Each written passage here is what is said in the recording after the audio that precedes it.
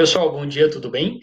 Hoje a gente vai dar continuidade àquela aula sobre exame ginecológico, tá bem? Então, até o momento, a gente viu ali um exame ginecológico geral, aonde ele é composto especialmente ali pela vaginoscopia, é composto também pela palpação transetal e a ultrassonografia, e uma avaliação externa, né, que é inerente ali à vulva.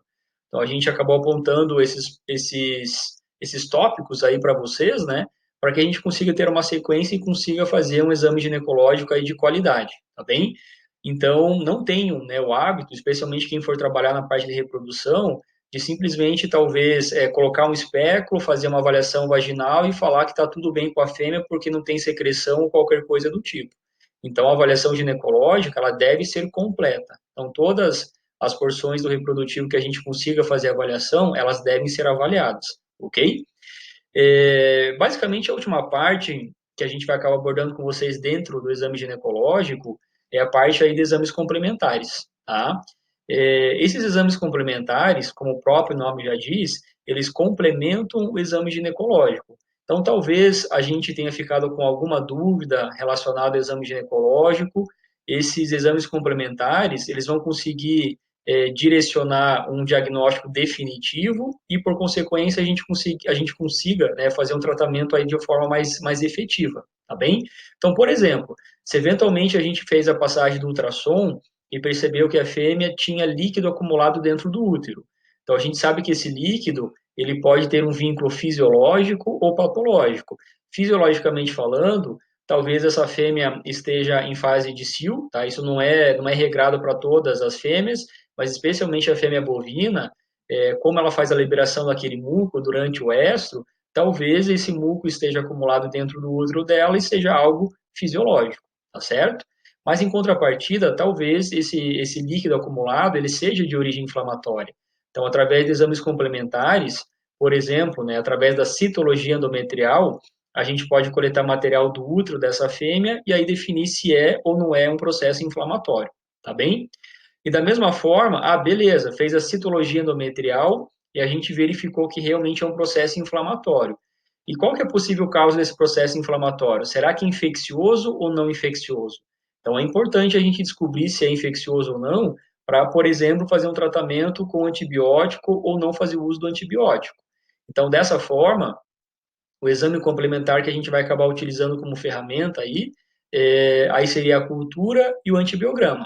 Então, pela citologia endometrial, você identificou a inflamação, e pela cultura e o antibiograma, a gente consegue definir se o agente é infeccioso, de origem bacteriana ou de origem fúngica, e aí automaticamente conseguir definir qual que é o melhor antibiótico a ser utilizado baseado em antibiograma, e se for de origem bacteriana, obviamente. Tranquilo?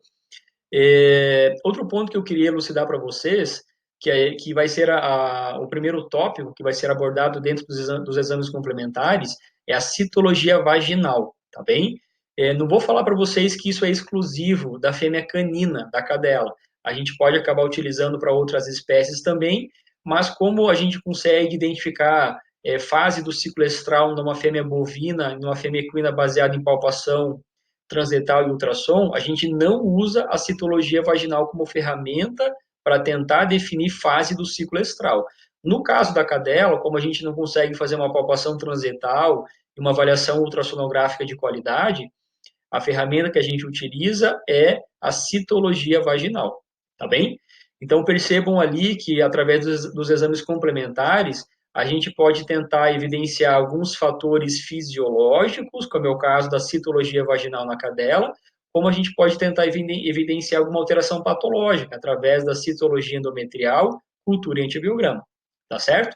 Espero que vocês tenham compreendido. A gente, claro, vai fornecer muito mais detalhes a vocês sobre cada exame desses, e procurem prestar atenção em cada tópico que vai ser abordado, é, e para que fique mais fácil a gente compreender esses tópicos, é fundamental que a gente recorde alguns pontos histológicos. Se a gente está falando sobre citologia, tem envolvimento celular, e eu preciso saber qual que é a célula que se encontra em cada porção dessa do reprodutivo que está sendo avaliada, tá? Mas daqui a pouquinho a gente conversa mais com vocês sobre isso, tá bem? O primeiro tópico que a gente vai acabar abordando aí com vocês é a citologia vaginal, tá? vocês vão perceber que no material de vocês fala primeiramente de citologia endometrial, né? Só dá uma folhadinha ali, vai até citologia vaginal, que é o primeiro tópico que vai ser abordado, tá bem? Aí, de maneira sequencial, a citologia endometrial e biópsia endometrial. Eu só inverti as ordens ali, porque citologia endometrial e biópsia endometrial tem toda a correlação com a avaliação uterina, tá? Só para não falar de útero, depois e falar de vagina, e depois falar de útero novamente. Então, só invertam as ordens ali, que não vai ter problema algum para vocês conseguirem compreender, tá bem? E último tópico que a gente aborda com vocês, cultura e antibiograma, tá bem? Antecipando algumas informações para vocês, a citologia vaginal é quase que exclusivo do uso da fêmea canina, tá? Qual que é a principal finalidade da citologia vaginal? É identificar a fase do ciclo estral. Então, é definir se a cadela se encontra em proestro, em estro, diestro, anestro e por aí vai. Então, através de um simples suave vaginal que a gente faz, é possível colocar esse material na lâmina e aí definir essas fases do ciclo estral, por exemplo. Tá bem? A citologia endometrial, como eu comentei com vocês agora há pouco, ela serve para tentar definir a presença de processo inflamatório, tá bem? Então, se é uma citologia endometrial, o material que eu estou coletando é o material do endométrio, é da camada mucosa do útero, tá? Aplicabilidade para isso, especialmente para a fêmea equina, tá? Pode ser aplicado também à fêmea bovina, mas do ponto de vista prático, a gente faz muito mais citologias endometriais em éguas quando comparado ali à fêmea bovina, tá bem? E toda citologia endometrial, quando ela der positiva, o que é dar positiva? Quer dizer que a gente encontrou células inflamatórias, especialmente o neutrófilo, e eu vou afirmar que existe uma endometrite, que existe um processo inflamatório do endométrio. Se isso acontecer, qual que é a recomendação? Faça a cultura e talvez ali o antibiograma, para tentar definir se essa inflamação é de origem infecciosa ou não. Tá certo? E aí, quase que por último, a gente pensaria na biópsia endometrial, tá? Enquanto a citologia endometrial só coleta células que ficam na luz do útero, tá? A biópsia endometrial acaba pegando uma maior porção do endométrio, tá? Ela pega o tecido como um todo. Eu acredito que daqui para frente vai ficar mais claro para vocês o que cada exame desse acaba abordando, tá? Quando eu falo sobre citologia e sobre a biópsia. Tranquilo? Então vamos lá. A gente vai iniciar com a citologia vaginal. Então não esquecer que a gente emprega essa técnica aí na cadela, na fêmea canina, tá? Então vamos lá. A gente tem que recordar um pouquinho da questão histológica, tá? Anatômica e histológica ao mesmo tempo. Então a gente tem que lembrar que a vagina ela é composta por uma porção cranial e uma porção caudal. Essa citologia vaginal ela envolve a vagina caudal, tá? Vagina caudal, tá bem? Se eu for comparar do ponto de vista histológico, a vagina cranial com a vagina caudal, existe diferença histológica. Enquanto na vagina cranial existe ali um epitélio colunar com células ciliadas e não ciliadas, um epitélio simples com uma única camada de células, aonde a altura da coluna ela varia de acordo com a ação hormonal, na vagina caudal é um epitélio estratificado, quer dizer que existem várias camadas de células envolvidas, e é um epitélio escamoso, não tem nada a ver com uma coluna, tá? A gente vai ver imagens daqui a pouquinho, vocês vão ver que há uma grande diferença entre um epitélio colunar e um epitélio escamoso, ok? Então, não esqueço que a citologia vaginal ela é empregada na vagina caudal e que nessa vagina caudal o epitélio ali presente é um epitélio estratificado com células escamosas, tá certo? Então, o que é interessante a gente abordar aqui com vocês? Toda mudança que vai acabar ocorrendo no epitélio vaginal, especialmente da cadela, ele tem influência hormonal, tá? E qual hormônio é esse? É o estrógeno. Então, imagine vocês ali que uma cadela, ela começou a apresentar sinais de proestro ou talvez sinais de estro. Se isso está acontecendo, tanto o proestro como o estro, não esquecer que eles pertencem a uma fase folicular. Então, se é uma fase folicular, essa fêmea tem folículos no seu ovário que estão fazendo a produção de estrógeno. Tudo bem até aqui? Então, o ponto de partida a gente, infelizmente, no momento, né, eu fiz um esqueminha para vocês para ficar melhor a compreensão, tá? Mas no momento, imaginem que o epitélio vaginal, se ele não está sofrendo ação do estrógeno, ele já é estratificado, ele já é formado por várias camadas, tá certo? E por ação estrogênica, aquele epitélio que já era estratificado torna-se mais estratificado ainda. Então, pela ação do estrógeno, o estrógeno faz com que o epitélio sofra hipertrofia e hiperplasia. O que isso quer dizer para nós? Se for uma hipertrofia, as células aumentam em tamanho, e uma hiperplasia, as células aumentam em quantidade. Independente se a alteração é por tamanho ou por quantidade, com certeza o número de camadas acaba aumentando, tá bem? Essas células que eu estou comentando com vocês, inicialmente, elas têm um formato arredondado, um núcleo bem desenvolvido. Esse tipo celular a gente chama de células parabasais, tá bem? Essas células parabasais, elas são as células mais básicas que qualquer epitélio vaginal apresenta. Essas células parabasais, elas estão repousando sobre um epitélio que a gente acaba chamando ali de membrana basal, tá? Então, essas células parabasais, elas repousam em cima de uma membrana basal. Então, como elas repousam em cima de uma membrana basal, a gente chama elas de células parabasais, ok? Então, não esquecer que essas células parabasais, elas têm formato arredondado e o núcleo bem desenvolvido, tá? É o mais básico que tem. Então, qualquer fêmea ali que se encontre em anestro ou talvez sob ação de progesterona, a gente sempre vai encontrar células parabasais. E são essas células parabasais que, quando sofrerem ação do estrógeno, esse estrógeno que vem da fase folicular, que vem do folículo, tá? Essas células elas começam a sofrer hipertrofia e hiperplasia, como já foi relatado para vocês. Conforme vai evoluindo, não esqueçam que o número de camadas vai aumentando, e conforme as camadas vão aumentando, as células que se encontram mais na superfície, elas começam a ficar longe daquela membrana basal, aquela membrana basal onde as células parabasais estavam repousadas.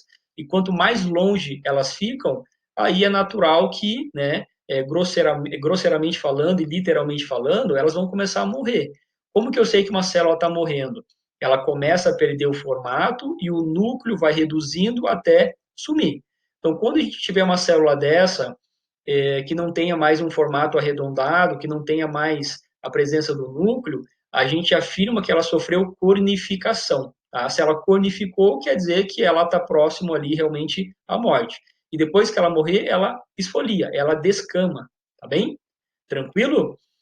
Qualquer dúvida que vocês tenham, não esqueçam, anotem, depois a gente vai abrir o chat aí para possíveis questionamentos e com certeza aí a gente vai discutir mais sobre esse assunto, tá bem?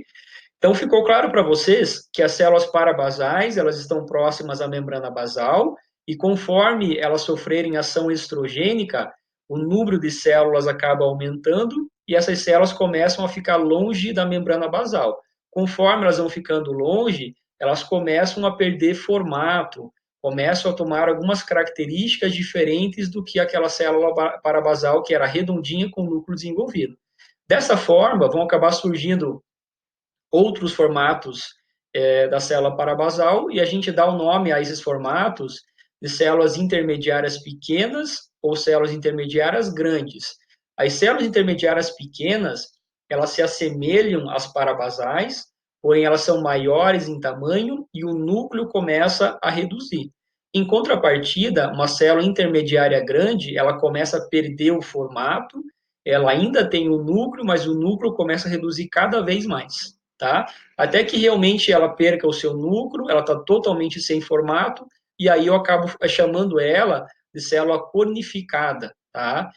Falar célula cornificada, célula superficial ou queratinizada, a gente está se referindo ao mesmo tipo celular, tá bem? Então, talvez o resumo desse slide é que por ação hormonal, por ação estrogênica, as células sofrem hipertrofia, hiperplasia, cornificação e esfoliação. E por essa ação estrogênica, aquela célula que era parabasal, ela começa a sofrer alterações e a gente acaba definindo outras nomenclaturas para essa célula. Então, conforme ela vai se afastando da membrana basal, ela vai se tornar uma intermediária pequena, uma intermediária grande, ou talvez uma célula cornificada. Aonde a nomenclatura cornificada, ela é sinônimo de células superficiais e também de células queratinizadas, ok? Seguimos um pouquinho adiante, a gente vai voltar a falar sobre as células parabasais, intermediárias pequenas, grandes e conificadas, tá? Antes de falar sobre isso, aqui a gente vai descrever para vocês como que é feita a técnica da citologia vaginal, como que é possível coletar o material da vagina e montar a lâmina e fazer a leitura em microscópio, tá? Então, inicialmente, essa fêmea provavelmente ela vai apresentar um edema de vulva, uma secreção sanguinolenta, para que tenha indicação da gente definir qual é a fase do ciclo estral em que ela se encontra.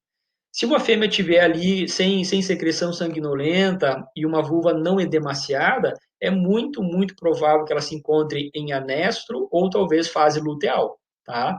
A partir do momento que ela tem edema de vulva e secreção sanguinolenta, provavelmente isso é inerente à fase folicular, ou seja, proestro e estro, tá? Fato é que a gente tem mais facilidade de fazer a coleta durante a fase folicular, durante o proestro e o estro, e um pouco mais de dificuldade de fazer a coleta numa fase luteal e uma fase de anestro. Então, essas fases de anestro e luteal, elas não têm muita lubrificação e nem sempre a cadela aceita a gente fazer a coleta do exame, tá bem? Então, vamos lá. Nessa primeira imagem aqui, ó, vou pegar o lápis aqui. Então, nessa primeira imagem, a gente percebe que o técnico que está fazendo a coleta, ele está introduzindo esse suave inicialmente 45 graus. Lembra dessa informação que quando a gente faz a colocação do espéculo vaginal, essa é a orientação, coloque 45 graus, depois deixe ele realmente retilíneo, no sentido longitudinal, e aí avance um pouquinho adiante. Esse avançar um pouquinho adiante não é muita coisa. Não esqueça que o nosso objetivo não é fazer coleta de vagina cranial, e sim fazer coleta de vagina caudal. Então, um pouquinho que você já entre com ela inclinada e vá um pouquinho adiante, já é o suficiente, tá? Avançou um pouquinho, rotaciona esse suave, beleza, acabou a coleta, tá? Simples, simples de fazer a coleta, tá? Não esqueça de colocar uma luvinha aí de procedimento para fazer essa coleta, tá? Se ela se encontrar em proestro, em estro, é muito provável que esse suave ele venha avermelhado, né? Por conta ali da secreção sanguinolenta que a fêmea apresenta. Ó, é o caso. Vocês conseguem observar aqui que o suave ele está avermelhado, né? Aí simplesmente a gente vai rolar esse suave em cima dessa lâmina, procure não colocar muita força, colocou muita força, literalmente a gente acaba estourando as células, então é bem delicado. Depois de colocar esse material sob a lâmina, espera a lâmina secar, tá? E aí panótico rápido, tá? Esse panótico rápido é a coloração mais conhecida que se tem, aonde a gente vai deixar mais ou menos 10 a 15 segundos nessa primeira solução, que é uma solução para fixar o material, tá? É um álcool que tem aí, é metanol, então ele serve só para fixar o material. Deixa 10, 15 segundinhos, tira o excesso do fixador da lâmina, simplesmente deixa a lâmina de pezinho, coloca ela de pezinho, coloca no papel toalha, tira o excesso e já vai lá e coloca nesse segundo frasco, tá? Tanto esse como esse são os corantes. Um cora o núcleo e o outro cora o citoplasma. Normalmente o núcleo ele cora muito bem e o citoplasma não é uma regra que ele vai ficar com uma boa coloração, tá? Deixa mais 10, 15 segundinhos, tira o excesso no papel toalha que vai estar à frente, vai para a terceira e última solução, 10, 15 segundinhos, e aí sim, né, finalizado, aí a gente vai fazer a lavagem da lâmina, tá? Procurem, quando for fazer a lavagem da lâmina, façam com que o feixe de água escorra pela sua mão e da mão vá em direção à lâmina, tá? Por mais que o material se encontre fixado ali na lâmina, às vezes a gente abre a torneira com muita velocidade, literalmente ali acaba retirando o material, tá? Então, feito isso, seca essa lâmina e vamos ao microscópio, tá bem? Eu montei aqui para vocês um esqueminha que em sala de aula eu faço no quadro, né? Mas a gente vai ter que adaptar, né? Vocês não vão perder nada com isso, porque vai ficar bem fácil da gente compreender, tá? O que eu desenhei aqui para vocês? Só pegar o lápis. Então, eu desenhei para vocês aqui, isso aqui é aquela primeira camada de células, tá? Que ela está repousando sobre uma lâmina basal, tá? Então, a essas células, a gente dá o nome de células parabasais, tá? Isso é só um exemplo. Então, no nosso exemplo, ó, tem uma, duas, três, quatro, cinco, seis células, tá? Só que não esqueçam que, do ponto de vista anatômico, histológico, são várias camadas de células, várias camadas, tá? Então, mesmo que não tenha ação estrogênica, isso aqui é cheio de células. Então, imagine que teria mais células aqui em cima, né? Lembra que o epitélio ele é do tipo estratificado, então é natural que a gente tenha várias camadas envolvidas. Eu só não desenhei aqui todas essas camadas porque realmente ficaria muito alto e ficaria difícil a gente explicar a vocês. Tá bem? Então, vamos dar nome, né, às células aí. Então, essa primeira camada de células, células parabasais. Qual que é o formato dessas células? Elas são arredondadas e com o núcleo bem desenvolvido. Tudo bem? Tá? E vão anotando. Isso aqui não está no material de vocês. Pega aí lápis, caneta, se quiser pegar lápis de cor, faz o que quiser aí, mas vão anotando. Tá bem? Comentário importante. Toda vez que a gente encontrar células parabasais, a gente tem duas opções. Ou essa fêmea se encontra em anestro, ou essa fêmea se encontra em diestro, que é fase luteal. Essas são as duas opções. Fez a citologia vaginal, montou a lâmina tal, colocou no microscópio, enxergou só essas células redondinhas com o núcleo bem desenvolvido. Elas são células parabasais e a gente pode encontrar elas, né, em duas situações, ou no anestro ou em diestro, que é uma fase luteal, tá? Qual é a diferença? Qual é a diferença? Se for anestro, eu só encontro células parabasais. Se for diestro, que é uma fase luteal, além das células parabasais, a gente pode encontrar neutrófilos, tá? Infelizmente é meio decoreba, né? Quem for trabalhar na área, depois isso aí fica fácil, tá? Aplicabilidade para isso, além da gente descobrir a fase do ciclo estral em que a fêmea se encontra, isso tem toda a correlação com inseminação artificial em fêmeas caninas. Isso acontece na prática e vira e mexe alguém procura, né, a sua clínica ali para fazer uma inseminação artificial numa cadela, tá? Então tenham isso como carta na mão, quem for abrir clínica, hospital, seja o que for ali, saiba fazer a citologia vaginal e, por consequência, saiba fazer a coleta do sêmen e a inseminação artificial. Só que tanto a coleta como a inseminação artificial a gente conversa com vocês no semestre que vem, tá bem? Então, evoluímos um pouquinho. Então, essas células aqui, então não esquecer que elas vão sofrer ação de qual hormônio? Do estrógeno. Então, por ação estrogênica, aquele epitélio que já era estratificado, que já estava sofrendo hipertrofia e hiperplasia, vai sofrer mais ainda por ação estrogênica. E não esquecer que isso é gradativo. Conforme vai evoluindo o ciclo estral, maior será a liberação de estrógeno e maior será a hipertrofia e a hiperplasia que as células vão sofrer. Tá? Então, começou a ação estrogênica, o que vai acontecer? Vai surgir um segundo tipo celular. Tá? A gente fala segundo tipo celular, mas é a mesma célula, é a célula parabasal, que ela está se distanciando da membrana basal e, por consequência, ela começa a sofrer algumas alterações. Tá certo? Que célula é essa? A gente chama ela de células intermediárias pequenas. Tá bem? Qual é a característica dela? Elas são células arredondadas, permanecem arredondadas, mas percebam, elas são um pouco maiores em tamanho e o núcleo começou a reduzir, tá? Toda vez que vocês verem uma célula dessa, o que a gente vai afirmar? Isso é uma célula intermediária pequena, e se a gente está visualizando essa célula, com certeza existe ação estrogênica nesse epitélio. Então, essa fêmea, ela está iniciando uma fase folicular, tá?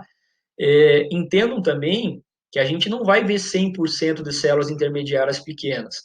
A gente vai ver células intermediárias pequenas juntamente com células parabasais. As células parabasais não vão sumir. Então, elas vão começar a ficar em menor quantidade porque a intermediária pequena vai começar a aparecer. tá certo?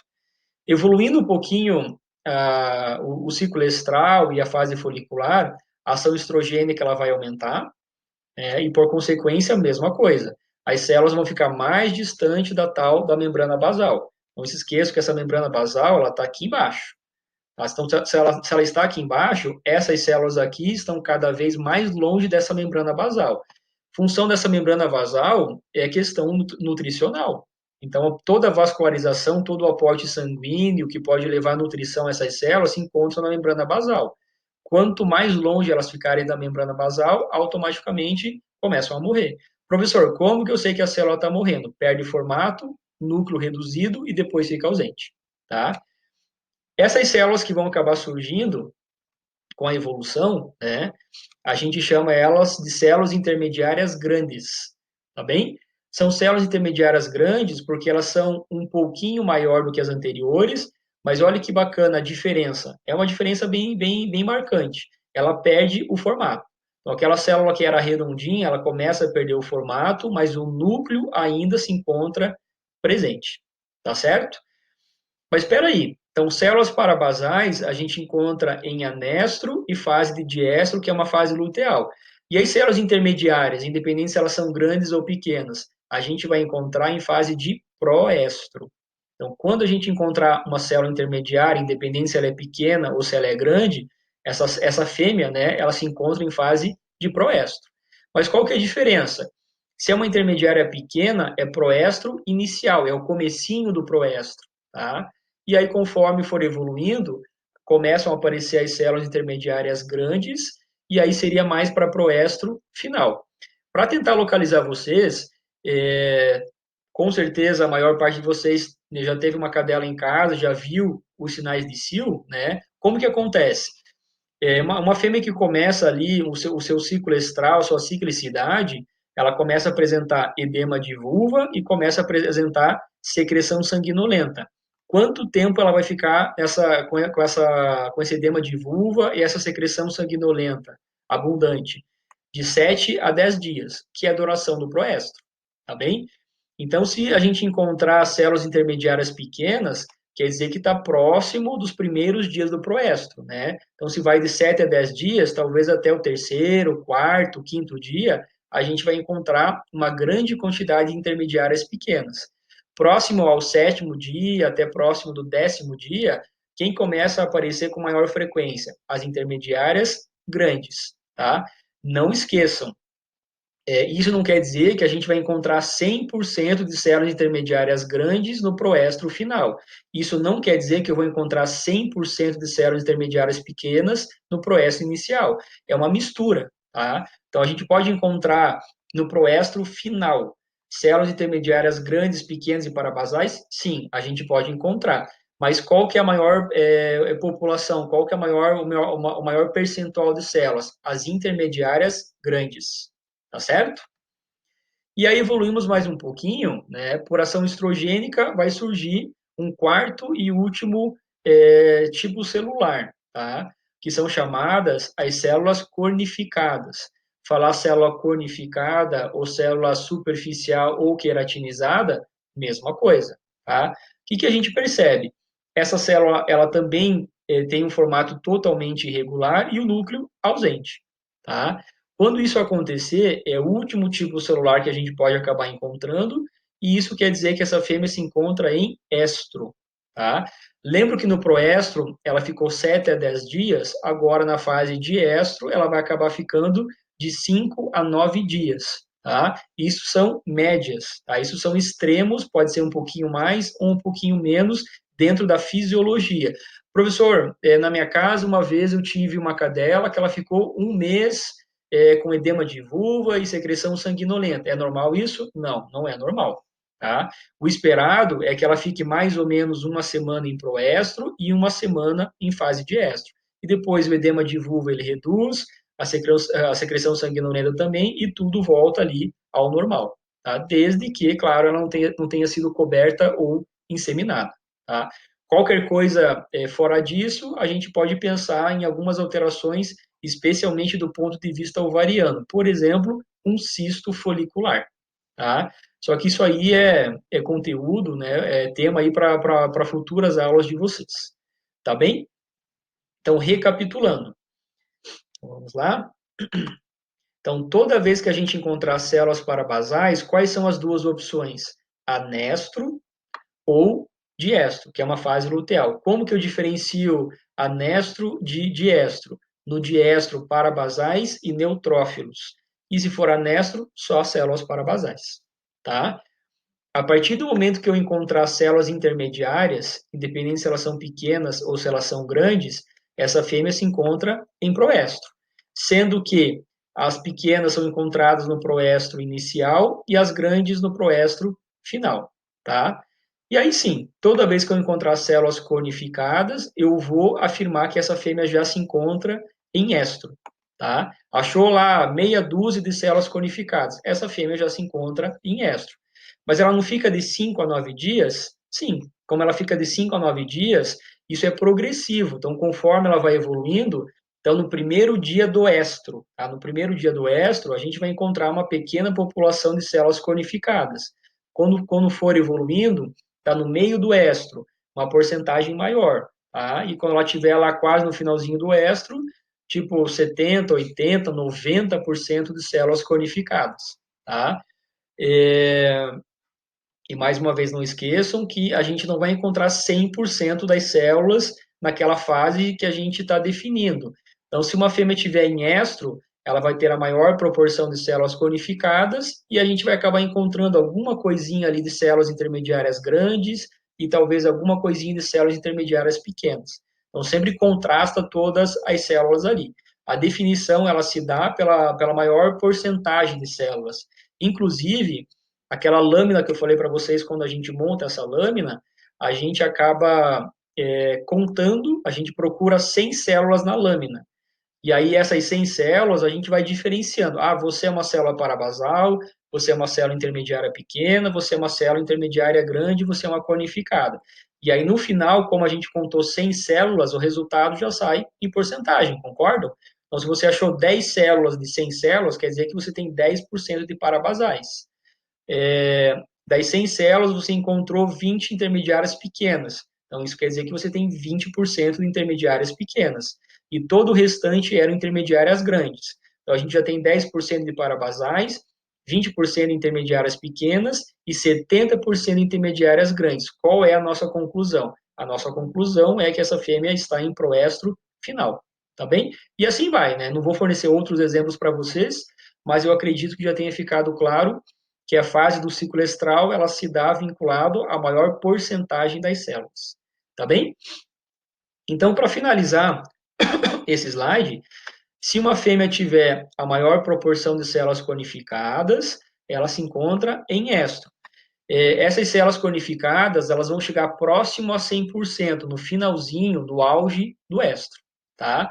Se essa fêmea está em estro, quer dizer que ela tem um folículo produzindo estrógeno. E quanto maior a produção estrogênica for, maior será a liberação do hormônio LH, tá? E qual que é a importância do LH numa fase folicular? É ele que vai fazer a maturação, o crescimento final desse folículo, e é ele que vai acabar induzindo a ovulação do mesmo. Então, se acontecer a ovulação, aquele folículo deixa de ser folículo, ele vai liberar o seu ócito em direção ao oviduto, e a estrutura que sobrou, ela vai sofrer um processo de luteinização. Lembra dessa informação? Então, um folículo luteinizado nada mais é do que um corpo lúteo. Então, um folículo que produzia estrógeno deixa de produzir estrógeno, passa a ser um corpo lúteo e agora passa a ser produtor de progesterona, tá? Mas espera aí. Então, se não tem mais ação estrogênica e agora temos ação de progesterona, tudo isso aqui vai deixar de existir, tá?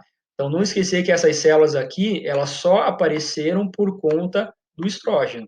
Se a fêmea ovulou, ela formou corpo lúteo, que é produtor de progesterona, e as células que vão voltar a aparecer são as células parabasais. Tá? Então, realmente é uma escadinha. Conforme vai tendo ação estrogênica, essas células vão aparecendo. A última que aparece é a conificada, fêmea ovulou. Então, se ela ovulou, corpo lúteo, progesterona e as parabasais voltam a aparecer, tá? Eu vou fazer um comentário com vocês, isso não é uma regra, tá? Mas tem uma literatura que ela afirma para a gente o seguinte: imagine vocês que vocês estão fazendo citologia vaginal a cada 48 horas, que é a recomendação, tá? Isso vinculado lá à inseminação artificial. Se vocês fizeram a citologia hoje, vocês encontraram, por exemplo, 60% de células cornificadas. Com certeza essa fêmea se encontra em estro, tá? Repetiram a citologia 48 horas depois. 90% de células cornificadas. Nossa, quase é o auge do estro, é o auge do cio, tá? 48 horas depois, vocês repetiram e perceberam que as células cornificadas, elas caíram para 40%, por exemplo. Elas caíram para 40% e as parabasais voltaram a aparecer. Se isso aconteceu, o que a gente pode concluir? Houve ovulação, tá?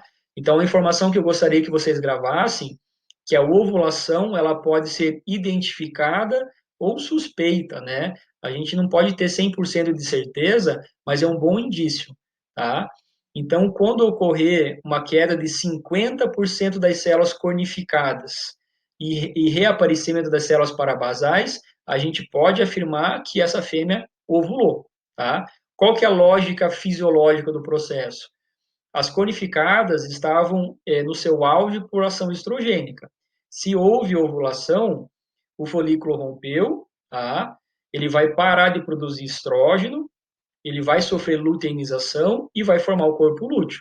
Se o corpo lúteo formou, ele passa a produzir progesterona. E por ser progesterona, a gente não consegue mais ter o estímulo para que apareçam as células intermediárias e as conificadas. E aí acaba voltando a aparecer as células parabasais. Tá bem? Se eventualmente vocês não compreenderam, anota. Beleza? Mas essa é a forma que eu tenho de tentar suspeitar, é um indício que a ovulação ocorreu. Queda brusca das células cornificadas. O que é uma queda brusca? Menos do que 50% quando comparado à citologia anterior. E reaparecimento das células parabasais. Tá bem? Isso é importantíssimo para a gente tentar definir inseminação artificial, quando eu devo começar, quando eu devo parar, e por aí vai, só baseado em citologia. Bem importante, tá bem? Vamos lá. Tá? Espero que vocês tenham compreendido aí. É a mesma coisa que eu escreveria aí no quadro para vocês, tá? Isso aqui eu já havia comentado, então, que as células parabasais, elas são arredondadas, o núcleo bem desenvolvido e automaticamente pouco citoplasma. Quando que a fêmea apresentará parabasais? Anestro e diestro, que é a fase luteal. Diferença entre anestro e diestro é a presença de neutrófilos na fase de diestro, tá? As intermediárias, independente se elas são pequenas ou grandes, elas aparecem na fase de proestro. Se elas forem pequenas, proestro inicial, né? Aonde a característica dessa célula, elas são células maiores do que as parabasais, elas permanecem arredondadas, porém o núcleo um pouquinho menor e mais citoplasma. Ao passo que a célula intermediária grande, elas passam a ser mais anguladas, mais poligonais, com o núcleo intacto, pequenininho, mas intacto, tá? Quando aparecer, proestro final. E as conificadas, que algumas literaturas também chamam de queratinizadas ou superficiais, elas são parecidas com as anteriores, porém, núcleo ausente ou muito, muito pequeno, quase imperceptível, mas totalmente angulada. Tá? Quando elas aparecerem, fase de estro. Tá? O que eu não havia comentado com vocês, com detalhes, mas já ficou claro que uma fêmea tem secreção sanguinolenta quando tem ação estrogênica, que ocorre durante a fase folicular. Inicialmente, muita secreção sanguinolenta no proestro e depois reduz conforme a fêmea for entrando em fase de estro. Tá? Por que eu comentei isso? Se a gente está fazendo uma citologia vaginal, certamente a gente também vai encontrar hemácias. Tá? Essas hemácias, elas estão presentes por conta da secreção sanguinolenta. E por que a cadela tem secreção sanguinolenta? Por ação estrogênica, vasodilatação, os vasos se tornam mais permeáveis e aí automaticamente extravasa sangue, digamos assim. E como extravasa sangue, saem as hemácias e também saem leucócitos, aonde o principal leucócito que sai é o neutrófilo. Então, não é nada incomum a gente fazer uma citologia vaginal, uma cadela que esteja saudável, e a gente encontrar neutrófilos nessa citologia vaginal durante a fase folicular, principalmente. Tá? Importância disso, porque se tem neutrófilo, a gente acaba associando com inflamação, mas nesse caso não é uma vaginite. Esse neutrófilo ele acabou saindo do vaso por conta da ação estrogênica que fez a vasodilatação e aumentou a permeabilidade do vaso, tá bem? Então, é o que está exposto a vocês. Então, outros tipos que a gente pode encontrar as hemácias e pode encontrar leucócitos, especialmente aí os neutrófilos, tá? Hemácias quando, principalmente? Muito no proestro e no estro já começam a reduzir. E os neutrófilos a mesma coisa. Muitos neutrófilos no proestro e começam a reduzir na fase de estro. E não esqueçam que lá no diestro ainda os neutrófilos se encontram presentes, tá? Em baixa quantidade, mas ainda eles se encontram presentes. Então vamos lá. A gente tem algumas imagens de citologia, né? Então o que nós temos aqui? Nós temos uma célula arredondada, núcleo intacto e bem desenvolvido. Quem é essa célula aqui? É uma célula parabasal, tá? Então, como tem várias células parabasais aqui, a gente não está vendo neutrófilos. Isso aqui ou é anestro ou pode ser diestro, que é fase luteal. Se tivesse neutrófilo, diestro. Como não tem, anestro. Tá? Nessa imagem aqui, a gente consegue enxergar uma série de hemácias. Tudo isso aqui é hemácia. Muita, muita, muita hemácia. Tá? E aqui para baixo, a gente tem uma célula arredondada, porém o núcleo começou a reduzir. Talvez essa aqui esteja mais visível, né? Ó, uma célula maior em tamanho e o núcleo reduzido. Então, essa célula sofreu hipertrofia, ela aumentou de tamanho, ela é uma célula intermediária pequena. Tá? E como está associado a hemácias, com certeza é uma fase de proestro. E por ser uma intermediária pequena, é proestro inicial. Evoluindo um pouquinho, encheu de hemácias, ó, muita, muita, muita hemácia, e a gente está ruim de ver essa imagem, né, porque não é um aumento aí com a objetiva de 100, né, mas a gente consegue observar que tem várias células, e a maior parte dessas células não tem núcleo, tá?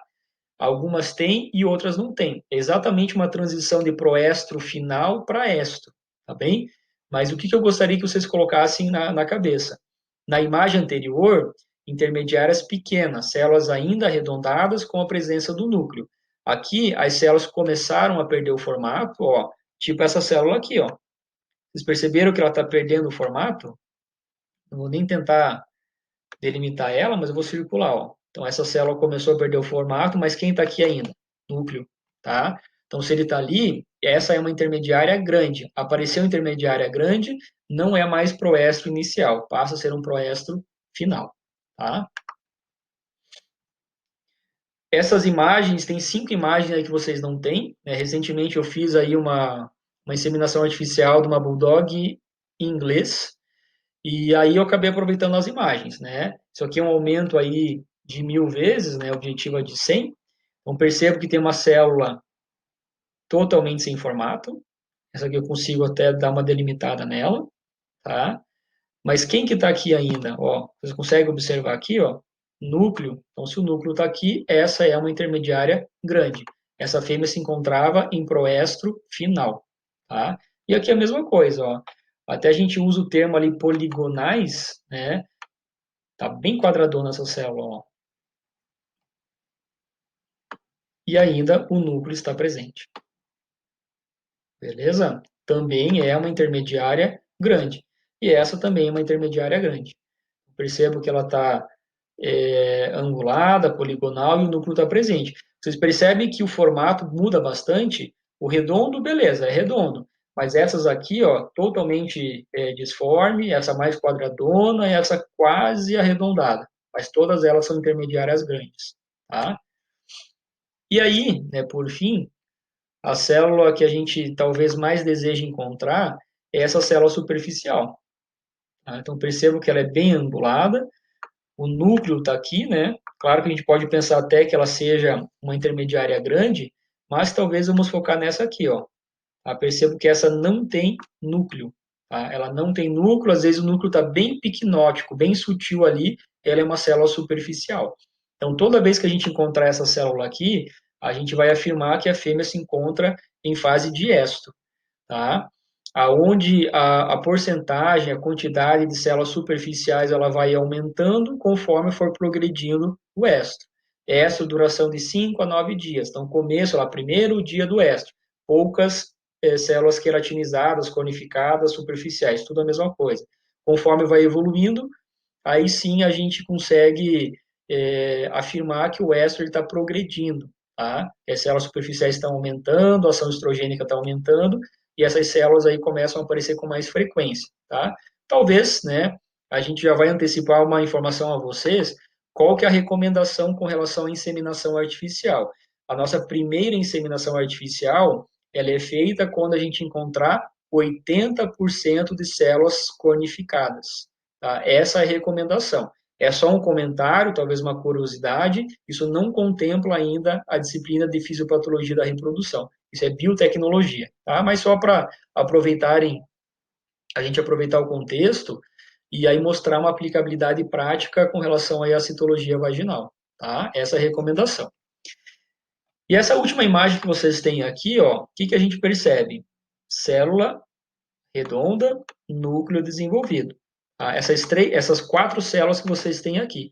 Quem são essas células aí? São as células parabasais. Então, são células arredondadas e o núcleo presente. E quem que está aqui? Isso é um neutrófilo. Então, toda vez que a gente tiver parabasais associadas a neutrófilos, isso quer dizer que é uma fase de diestro, é uma fase luteal. Tá? Entendam que essa citologia, ela progrediu para essa. Tá? Como assim progrediu para essa? Essas células superficiais, elas estavam presentes em grande quantidade por ação estrogênica. Tá? Quem produziu estrógeno? O folículo. Quanto mais estrógeno, feedback positivo para o LH. O LH vai vir, vai promover o crescimento, maturação final do folículo e vai romper, que é a ovulação. O ócito vai para o oviduto, beleza, fecundo, não fecunda, mas seguiu o seu trajeto normal, natural. Né? A estrutura folicular que sobrou sofre luteinização e passa a formar o corpo lúteo. Esse corpo lúteo passa a produzir progesterona. E a progesterona, ela não tem a capacidade de fazer essa hipertrofia, hiperplasia absurda que o estrógeno faz. Então, volta a estaca zero, né? Voltar a estaca zero é voltar a aparecer parabasais.